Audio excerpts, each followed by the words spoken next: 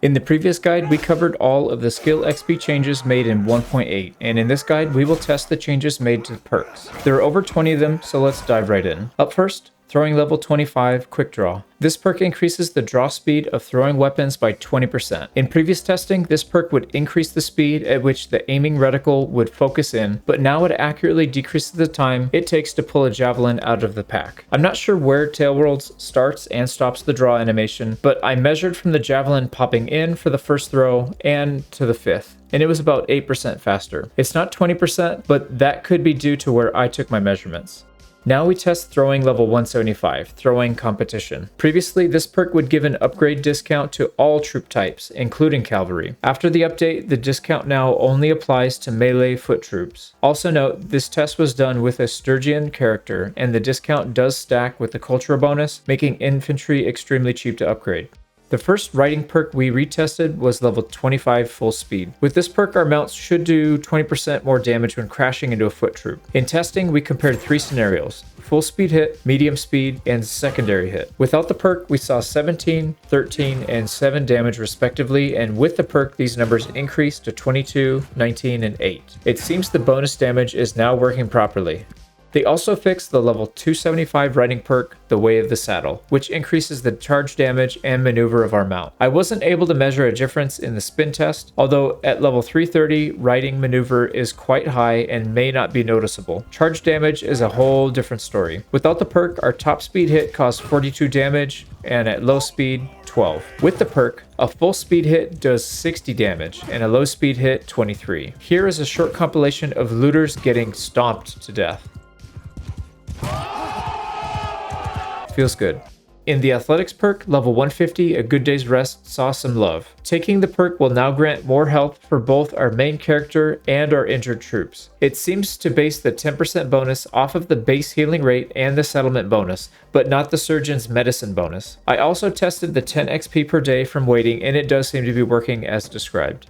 The other 150 athletics perk, Walk It Off, also saw a fix. Taking the perk and moving on the campaign map provided 10% bonus to the base healing rate for both our main character and injured troops. Unfortunately, the base healing rate is very low, so it's not much. The troop XP bonus also works, giving 3 XP per day while moving. Level 200 athletics perk Strong had its movement speed bonus corrected, although I'm still not sure how they're coming up with the bonus number. The movement speed would have to be 2.2 in order to get a 5% bonus of 0.11. I did test with different unit types to confirm it does not work with cavalry only. The next perk always confused me. Scouting level 75, Forest Kin. It now functions properly with the Botanian culture bonus. Before, it would cut the culture bonus speed in half, but now it correctly cuts the 4 speed penalty without changing the culture bonus. There is still some Tailworlds math here though. If you have an archer only party, the bonus goes away. I did some tinkering, and it seems once you go above 10% melee infantry in your party, the bonus returns. You're almost there, Tailworlds. You can do it! Level 175 Scouting perk Forager also saw an update with food consumption reduction no longer reducing your Steward XP gain. This was across the board, so all food reduction perks seem to have been fixed. I also tested the disorganized state reduction since that was overhauled recently as well. Before, you would get the movement speed debuff for a couple hours, but now it's up to 6. With the perk, it shaves off close to 1 hour and is actually a decent perk now. Level 275 Scouting Uncanny Insight saw a small but very important change. Previously, the perk was tagged as personal and only worked for a main character. Now it's correctly tagged as Scout, meaning our companion scouts can take the perk. I also tested the speed bonus to make sure it still worked, and everything checked out just fine. One of the best perks in the Roguery tree saw an update. Level 150, Partners in Crime now allows multiple bandit groups to join your party if you catch them close enough together. Before, only the main party you attacked would join, and you would have to catch the others separately afterwards. Now it's time for some nostalgia. Charm level 100, In Bloom, and Young and Respectful both claim to boost any relationship gain by 20% with their respective genders. Through testing though, we can see it only works with nobles and not notables. Good old Tailworlds math, how I've missed you so. Oh, don't ever leave me. Ever. Good. 'Cause I'd find you.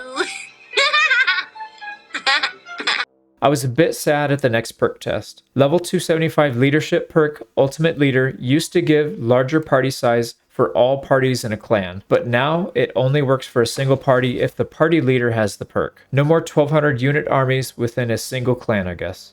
Moving on to trade. Level 75 local connections used to only give discounts to hogs, sheep, and cows, but now it also gives inconsequentially small discounts to mounts as well. Why are you so generous, Tailworlds?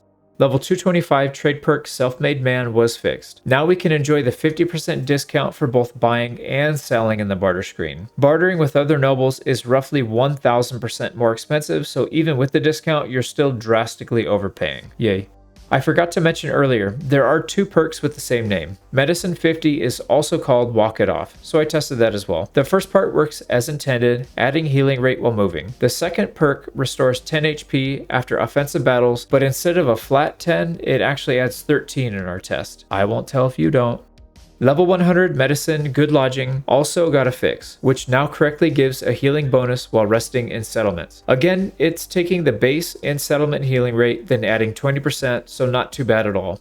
Once again, I was really excited to try out this next perk. Engineering 225 Metallurgy removes the damaged modifiers from looted weapons. We can see from testing without the perk, lots of items have modifiers that reduce the equipment's effectiveness. The total sale price for all this loot is 569,000. We repeat the same battle, but with the perk active, and see, no difference. Okay, let's sell everything to see if they just forgot to change the names. 569 dinars for everything. Okay, I only have one thing to say to you, Tailworlds.